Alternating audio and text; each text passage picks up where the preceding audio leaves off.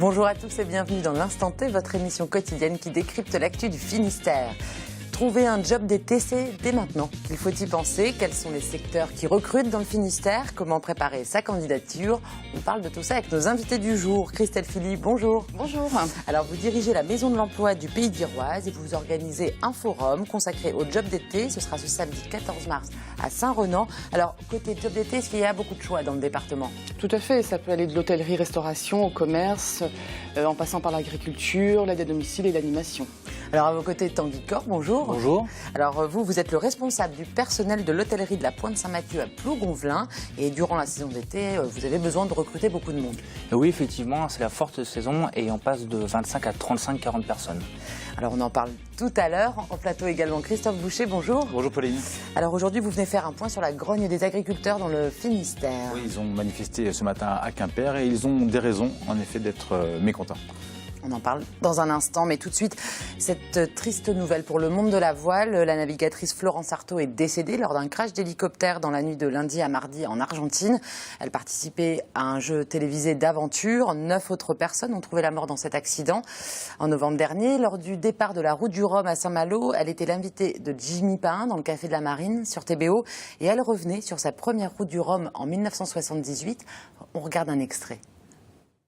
Tu reviens à Saint-Malo chaque fois avec beaucoup d'émotions? Ah bah c'est des sacrées émotions, des sacrés souvenirs, parce que moi je peux pas m'empêcher de penser à mon premier départ de la route du Rhum. Je venais juste d'avoir 21 ans, j'avais jamais navigué en solitaire. Je faisais croire que j'avais plein d'expérience, mais j'en avais pas trop. Et c'est les émotions des premiers moments, donc c'était vraiment génial. À l'époque, il y avait pas les GPS, il y avait pas les satellites, etc. Et puis cette arrivée de Mike, quand il a coiffé Malinowski au poteau, tout le monde s'en souvient. Moi, franchement, je pense que la première route du Rhum a inscrit vraiment de grands moments dans la voile. Eugène, qu'une femme puisse remporter la route du Rhum, c'est quand même incroyable. C'est arrivé dans très peu de sports. Non, c'est pas incroyable. La Une preuve est pas là. un peu macho, là? Pourquoi une femme ne gagnerait pas la je suis route pas du Rhum? macho. Ouais. Non, mais Eugène, aide-moi. Ça s'est vu nulle part ailleurs, ou presque. Eh bien, en tous les cas, Florence est déjà un marin et ça m'a pas du tout étonné que ce soit un marin qui gagne cette année-là. Bon, d'accord, Eugène, je le prends pour moi. Et à Saint-Malo, justement, l'émotion était forte ce mardi. Raphaël Tondrio-Gauthier et Maureen Suignard de TVR 35 se sont rendus dans la cité malouine. Téméraire, grande gueule ou encore assoiffée de découvertes, voilà comment Florence Artaud est décrite par ses compagnons de mer. Grâce à sa force de caractère, la petite fiancée de l'Atlantique s'est fait une place dans cette discipline encore très masculine. C'était un formidable marin, très très haut niveau, mais elle avait cet esprit d'aventure. Et aussi, je pense que c'est aussi pour ça qu'elle s'est embarquée dans cette émission, qui était une émission d'aventure. Je pense que avant le sport, c'était l'aventure qui l'a poussée. Elle aimait pas la routine, elle aimait bouger tout le temps. Et puis voilà, je pense qu'il faut garder cette belle image d'elle. Plus nos copains de navigation disparaissent, des fois de manière violente, des fois de manière plus douce. Là, c'est une manière violente. C'est un peu aussi dans le caractère à Florence, toujours être dans l'action, à fond de balle. En 1990, Florence crée la surprise et remporte sa première route du Rhum. Après une succession de problèmes techniques, elle arrive à Pointe-à-Pitre au bout de 14 jours. Une victoire qui marque l'histoire de la voile. Le souvenir que j'ai, c'est quand même cette grande victoire dans la route du Rhum. Et ça a été le côté très très positif. Ça a relancé aussi la course au large, il ne faut pas l'oublier. Une femme qui gagne cette route du Rhum, quand on sait comment c'est difficile de naviguer en solitaire, surtout sur ces machines-là, ces trimarans de l'époque qui étaient quand même assez furieux. On peut dire respect Madame Artaud. Florence qui m'a mis pour la première fois la route du Rhum à l'esprit parce que c'était ma toute première arrivée que j'ai vécue. Parce que moi j'ai grandi en Guadeloupe et je me rappelle avoir, étant au collège à l'époque, avoir séché les cours pour aller lui faire signer les dessins que j'ai faits de son bateau. La même année, elle bat le record de la traversée de l'Atlantique de 2 jours, détenue à l'origine par Bruno Perron. En 2011, au large du Cap Corse, Florence Artaud tombe de son bateau. Récupérée par un hélicoptère, elle avait alors confié, je cite, « Ce n'était pas le jour, il y a eu de vrais miracles ». Et les hommages se sont multipliés tout au long de la journée. Et à ce propos, TBO rend hommage à sa manière à Florence Artaud en diffusant le documentaire Un océan au féminin, réalisé en 2011, dans lequel apparaît la navigatrice. Un film qui cherche à comprendre ce qui pousse ces femmes à braver les océans. Ce sera donc ce mercredi 11 mars à 20h45 sur notre chaîne. À Quimper, ils étaient plus de 200 à manifester pour la défense de l'agriculture finistérienne. Toutes filières confondues, les agriculteurs demandent à l'État moins de contraintes administratives et plus d'aide. Camille Pochet était sur place. Un départ de la maison de l'agriculture, puis un arrêt à la cité administrative et enfin une arrivée à la préfecture. Des lieux symboliques pour souligner les demandes des agriculteurs finistériens réunis ce mardi à Quimper. Pour dénoncer plusieurs choses, c'est-à-dire d'abord l'urgence dans les filières, parce qu'on a plusieurs filières qui sont en difficulté, et notamment le porc qui subit une grave crise en ce moment. Et aussi tout ce qui est contraintes administratives qui nous pèse vraiment énormément. Nous, s'il y a l'embargo en Russie, c'est pas nous qui l'avons décrété. Donc maintenant, c'est à l'État de prendre ses responsabilités et d'assumer les effets, les dommages collatéraux de cet embargo russe. On n'est pas contre, quelque part, les viandes étrangères, mais qu'elles soient bien identifiées. Nous, ce qu'on souhaite vraiment, c'est des aides à l'exportation pour pouvoir être plus compétitifs et désengorger le marché français. Légumiers, producteurs de lait ou de viande, ils se serrent les coudes. Les producteurs de porc notamment sont très inquiets pour leur avenir. La filière porc est sinistrée aujourd'hui, on peut le dire clairement. On ressent chez les éleveurs beaucoup de détresse, c'est vraiment toute la filière qui est menacée et tout l'emploi que cette filière représente. Après l'incendie d'un camion par les producteurs de porc à Lampaul-Guimillot dans la nuit de ce dimanche à ce lundi, la manifestation de ce mardi s'est déroulée dans le calme, sous le regard des forces de l'ordre présentes en nombre. Alors aujourd'hui, la manifestation était organisée non pas que pour le porc, mais toute filière confondue. On voulait un mouvement calme, parce qu'on sait très bien qu'auprès du grand public, toute dégradation est tout de suite réprimandée. Le gouvernement sait très bien le faire, mobiliser des forces de l'ordre dès que les agriculteurs pointent leur nez en dehors de leurs exploitations. Mais nous, ce qu'on attend de leur part, c'est qu'ils pointent aussi le bout de leur nez quand ça va mal. Et aujourd'hui, ça va très mal. Ils auraient dû déjà être chez nous depuis très longtemps. On veut bien toujours discuter, mais il y a un moment, il faut vraiment qu'il y ait des actions de leur part. La manifestation s'est terminée en début d'après-midi par un pique-nique sur la place de la Résistance, à côté de la préfecture. Voilà, alors Christophe, Camille Pochet l'évoquait dans son reportage, finalement cette mobilisation des agriculteurs n'a pas été aussi importante que le craignaient les autorités. Non, en effet, il y a eu entre 150 et 200 agriculteurs, ce qui est peu par rapport à ce qui était annoncé. Et ce qui n'a pas empêché les autorités justement locales de prendre le devant, puisque à Quimper, la préfecture a été fermée au public toute la journée. Les automobilistes ne circulaient que sur un des quais de l'Audet, place de la Résistance. Abribus et orodateurs ont été démontés pour l'occasion. Des précautions prises par la municipalité, en accord notamment avec la préfecture. Mais cette faible mobilisation a plusieurs raisons. Premièrement, météorologique. Depuis le début de la semaine, les conditions sont bonnes, peu de pluie, du beau temps, des températures en hausse. Autant dire que les conditions sont excellentes pour la préparation des semis, parce que oui, il faut bien aussi préparer les terres et on profite un peu de l'absence de pluie. Il y a aussi l'interpellation la semaine dernière de 6 personnes dans le cadre de l'incendie de l'hôtel des impôts de Morlaix, qui a certainement dissuadé ou du moins calmé les ardeurs des plus virulents. Alors les motifs de mécontentement sont présents dans le monde agricole. Oui, en effet, Camille a évoqué dans son reportage la filière porcine, mais les légumiers aussi sont à bout de nerfs. La SICA de Saint-Paul-de-Léon a enregistré une baisse de son chiffre d'affaires de 13%. Il faut remonter à 20 ans en arrière pour voir de tels résultats.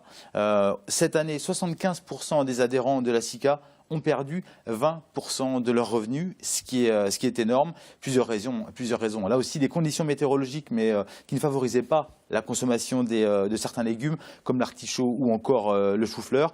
Et il y a eu aussi la crise de l'échalote, qui est victime d'une concurrence déloyale, car sur les étals, des oignons sont vendus sous l'appellation échalote, et des oignons qui sont bien moins chers à produire que la véritable échalote. Et enfin, il y a des conséquences directes. L'embargo russe, un conflit géopolitique. L'État français s'était engagé à aider la filière et les légumiers bretons attendent toujours des aides dignes de ce nom. Et à ce sujet, on écoute Jean-François Jacob, le président de la SICA de Saint-Paul-de-Léon. Non, nous n'avons pas touché d'aide liée à l'embargo russe. La Commission européenne nous avait bien dit qu'on ne pouvait pas laisser les producteurs de fruits et légumes tout seuls au front à supporter l'impact de cet embargo, ni les producteurs de porc d'ailleurs. Toujours est-il qu'en ce qui concerne le groupement de producteurs que je préside, on a touché 1 300 € pour compenser pour l'ensemble donc des 1 500 agriculteurs, on a touché 1 300 € pour compenser l'impact de l'embargo russe. Non. Et évidemment, là aussi, nous sommes lassés des effets d'annonce qui ne sont pas suivis d'essais, des accords qui ne sont pas respectés. Comprenez en plus que après avoir vécu une année très difficile, une année noire de la part des producteurs, constater en fin d'année que les accords ou les annonces n'ont pas été suivis d'effets, j'ai envie de dire, c'est par moments un peu révoltant. Pauline, Jean-François Jacob, là, parle des lourdeurs administratives qui devaient diminuer. Pour l'instant, dans les faits, les agriculteurs ne voient strictement rien. Il y a aussi beaucoup de craintes du milieu agricole, la fin des quotas laitiers, le renouvellement des générations, parce que beaucoup d'agriculteurs vont partir à leur retraite dans les 5 à 10 années à venir. Et il faut préparer la création, ou du moins préparer la reprise d'entreprises. Les aides à l'installation sont de plus en plus difficiles à avoir pour les JA, les jeunes agriculteurs. Et aujourd'hui, s'installer coûte de plus en plus cher. Une bonne nouvelle quand même du côté de Gare-les-Squins. Oui, Pauline. Mardi, les chaînes de production du volailler Tilly Sapco ont enfin redémarré. 150 salariés ont repris le chemin de l'usine 7 mois après l'arrêt de la chaîne d'abattage de poulets. Les 50 000 premiers poulets sont entrés dans l'usine et on est loin des 300 000 volailles abattues par jour. Mais c'est encourageant. Un plan de 12 millions d'euros d'investissement a été présenté aux salariés, heureux de retrouver leur outil de travail. La deuxième ligne va redémarrer en août. L'usine tournera à plein régime avec ses 200 employés. Merci beaucoup Christophe. Et comme chaque jour dans l'instant T, nous découvrons l'un des partis en lice pour les élections départementales dans le Finistère. Et aujourd'hui, nous nous intéressons à l'UMP. Sous le nom Alliance pour le Finistère, la droite et certains centristes se sont alliés. À Saint-Paul-de-Léon, Maëlle de Calan et Aline Chevauché représentent cette alliance. Rencontre sur le marché avec Julie Sicot et Julie Carnot. Entre les marchands de fruits et légumes et la pluie battante, Maëlle de Calan et Aline Chevauché mènent campagne sur le canton de Saint-Paul-de-Léon. Lui est militant UMP, elle se définit comme centre-droit non encarté, une alliance de raison qui fonctionne sous l'étiquette Alliance pour le Finistère depuis plusieurs scrutins.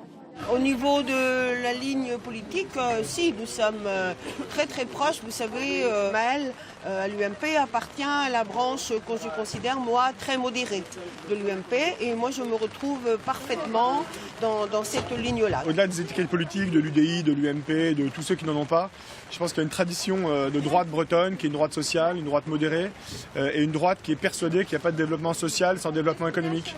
Et cette synthèse dans laquelle on croit et que nous on défend pendant cette campagne, ça nous soude. Un binôme qui veut allier le social et l'économie et qui ne s'inquiète pas de l'avenir de l'institution engagée par la réforme territoriale. Vous pouvez faire de ces compétences du développement économique. Les routes, c'est du développement économique. Et les routes, en l'occurrence, servent depuis plusieurs années de variable d'ajustement au budget départemental. L'aménagement du territoire, ça peut être du développement économique. Donc c'est clairement une question de choix. Il faut donner la possibilité aux gens de s'en sortir en leur trouvant des solutions pérennes. Bon, notamment au niveau de l'insertion. Moi, je pense qu'il y a beaucoup de travail à faire, notamment en proposant des formations plus adaptées aux jeunes, plus en adéquation en fait, avec les besoins. Et qu'il faudrait se rapprocher impérativement des entreprises pour connaître vraiment les besoins. Pas de parachutage sur des terres inconnues pour ce binôme. Elle est maire de Plouénan, lui est conseiller municipal à Roscoff. Un territoire qu'ils ne sont pas les seuls à défendre. Bonjour monsieur, c'est pour les élections, vous votez dans le département? Parmi les rencontres ce jour-là, l'actuel président du Conseil général, Pierre Maille. La droite n'a pas présidé le département depuis la fin du mandat de Charles Mieusec en 1998, à l'époque étiqueté au RPR.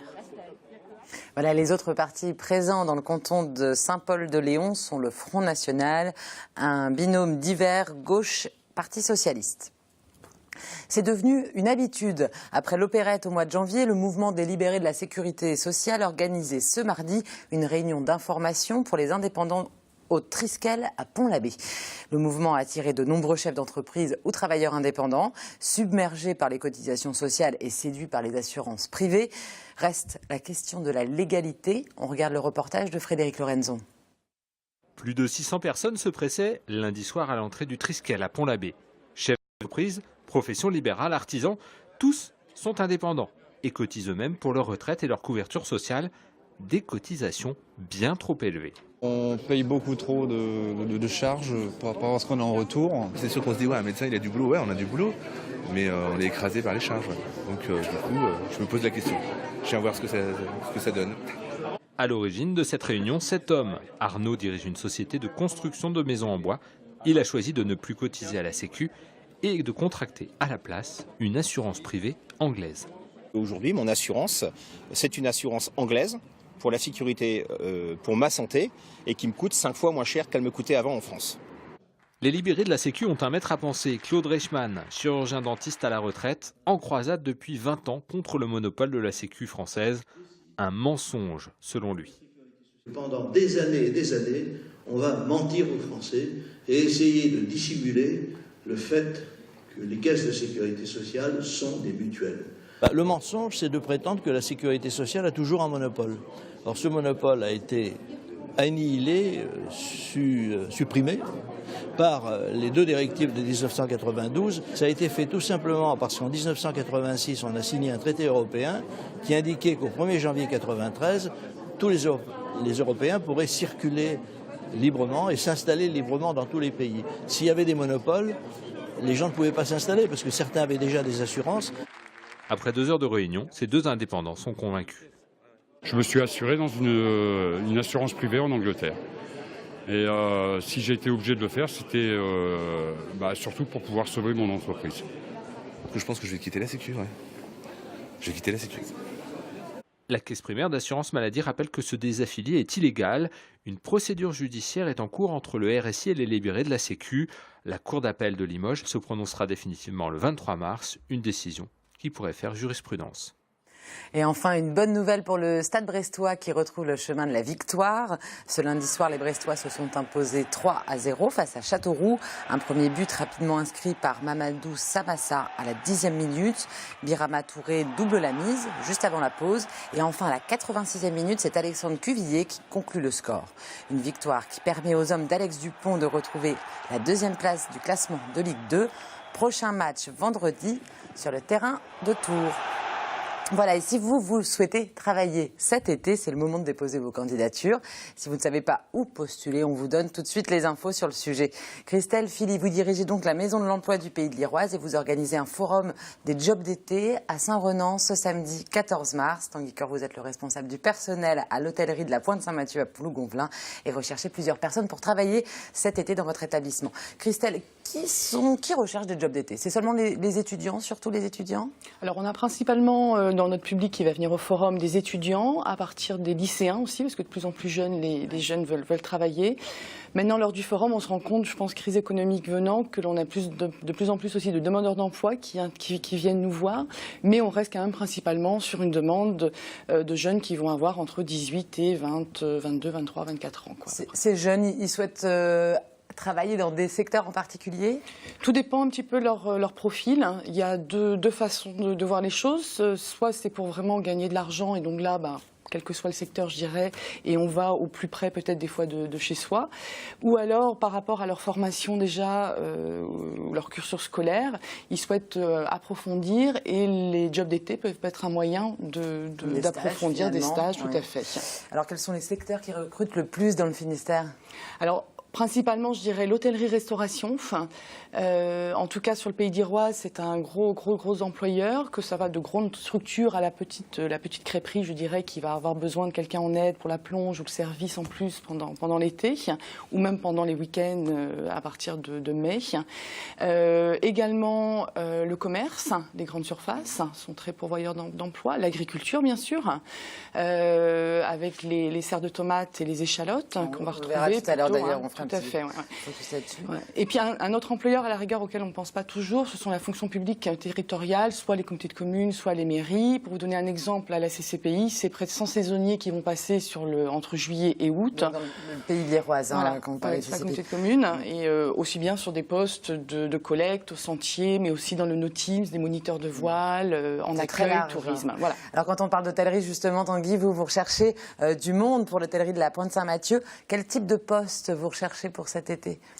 Nous, on cherche des gens au bar, principalement, dans les étages, donc femmes de chambre ou du personnel de chambre, et puis également un ou deux postes à la plonge. C'est quel type de profil? Des gens formés pour ces métiers-là ou pas du tout?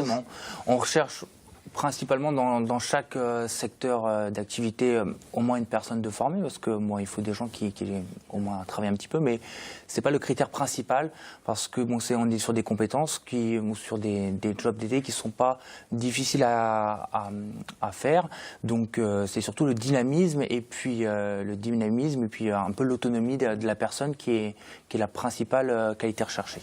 Alors postuler dès maintenant avec vous, c'est aussi l'occasion de pouvoir faire des essais avant que la vraie saison ne commence. Exactement. Nous, c'est vrai qu'on a pris cette habitude de faire venir les gens sur les grands ponts de mai ou sur un petit peu les jours fériés. Là, on a des petits pics d'activité. Ça permet à la personne de s'imprégner, de voir un petit peu notre manière de fonctionner, si ça lui convient, si ça lui plaît. Et puis nous aussi de pouvoir juger la personne qu'on a retenue. Et puis en même temps, s'imprégner de l'entreprise. Alors Christophe, vous avez évoqué tout à l'heure l'agriculture. Et bien côté champ, on recrute aussi évidemment beaucoup de monde chaque année dans le Finistère sur la saison. Comme l'explique d'ailleurs Gilles Burel de l'association Formation Emploi Agriculture au micro de Margot Durand. Le paysage des offres saisonnières agricoles est extrêmement dense à l'échelle du département. Entre 700 et 800 offres sont des offres qu'on pourrait qualifier de saisonnières. Échalote, par exemple, pour ne citer que cette production-là, qui est quand même la production emblématique du Nord Finistère, qui nécessite des volumes de personnel importants pour la plantation au printemps et pour la récolte l'été. La réglementation française permet effectivement de commencer à travailler à partir de 14 ans. Entre 14 et 16 ans, très peu d'employeurs recrutent. À partir de 16 ans, on a quelques producteurs d'échalotes qui recrutent effectivement des jeunes dans le périmètre des exploitations. Donc ces jeunes-là peuvent travailler de 16 à 18 ans. Par contre, ils ne peuvent pas travailler toutes les vacances. Ils ne peuvent pas travailler à temps plein. On est peut-être le seul secteur d'activité professionnelle aujourd'hui où des jeunes de moins de 18 ans peuvent encore trouver quelques subsides. Alors qu'est-ce qu'il faut mettre sur son CV quand on postule pour un job d'été? Peut-être Tanguy, la question est pour vous. Qu'est-ce qui attire l'œil? Et au côté CV, lettre de motivation, comment se démarquer un petit peu du lot? Voilà, il faut accentuer sur son dynamisme, montrer qu'on a fait des choses, pas forcément des grandes expériences, mais montrer qu'on a pris le goût, ou qu'on a essayé en tout cas de faire pas mal d'expériences un petit peu à droite à gauche. Pour les moins de 18 ans, c'est possible de travailler, Christelle? Tout à fait, même si, comme l'expliquait Gilles Burel dans le reportage, c'est la réglementation qui est plus difficile et qui est plus contraignante, notamment en hôtel-restauration où à partir de 22 heures, ce n'est plus possible de travailler. Donc pour un employeur, c'est en plein service, donc difficulté. Maintenant, ce qu'on propose dans ces cas-là aux moins de 18 ans, c'est quand même d'avoir une information, notamment lors du forum, et de leur présenter une autre façon de voir dans ces cas-là l'approche. Ça peut être des chantiers bénévoles, ça peut être des échanges aussi, et qui peuvent se faire soit en France, soit à l'étranger. Dès 14 ans, c'est possible dans ces cas-là. Donc ça permet déjà d'avoir une expérience. Et comme on parlait des CV, toutes ces expériences-là vont servir après. Il faut se dire que voilà, c'est peut-être pas cette année qu'on va trouver un emploi rémunéré, mais ça va, tout à fait. Alors, très rapidement, vous parliez d'étrangers. Il y aura aussi au forum des choses sur des occasions, des opportunités de travailler à l'étranger cet été. On met en place avec le service jeunesse de la mairie de Saint-Renan qui va animer un espace travailler ou partir en stage à l'étranger, où on va présenter un petit peu les différentes façons. La Maison de l'Europe sera également présente pour expliquer quelles sont les modalités si on veut partir à l'étranger, comment est-ce que ça se passe. Donc ça permet d'avoir des réponses très concrètes.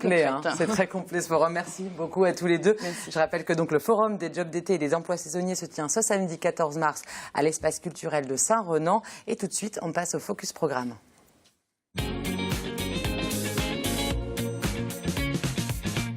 Et ce mercredi sur TBO, ne manquez pas Chemin de traverse. Au programme des outils mécaniques miniatures, Saint-Jacques-de-Compostelle ou encore des cercueils personnalisés. Regardez.